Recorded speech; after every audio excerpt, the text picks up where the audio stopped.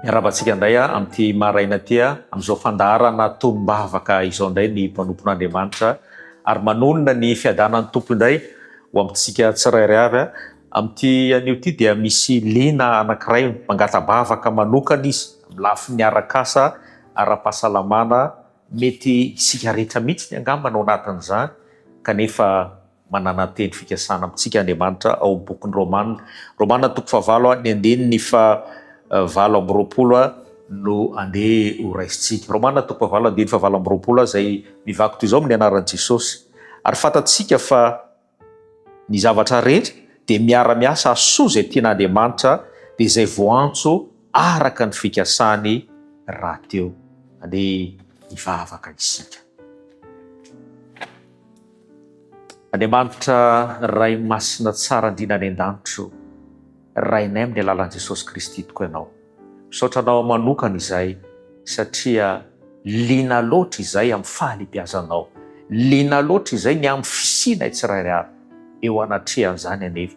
Mampanotana tsirairay avy ka raha mbola mifona ho anay amin'ny hevitra masina indrindra ianao, mamelany elokay mamindrafo aminay.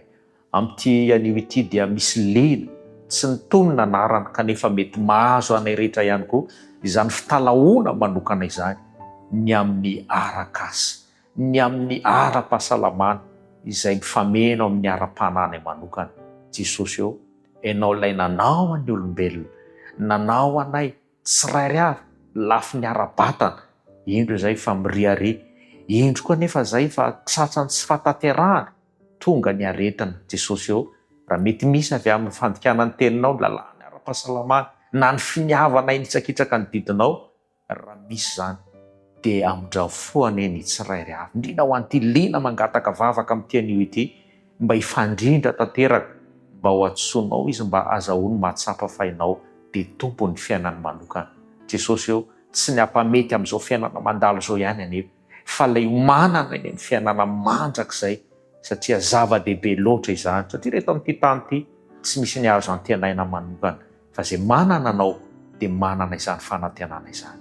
Tononona ny vavaka noho ny amin'i Jesosy Kristy, ilay tompon'izao fiainana izao, nanaiko faty teo amin'ny hazo fijaliana, nandalo tany amin'ny fasana kanefa nitsangana tamin'ny maty ary manome fiainana izay rehetra mitoetra sy mino an'izany fanantenana izany.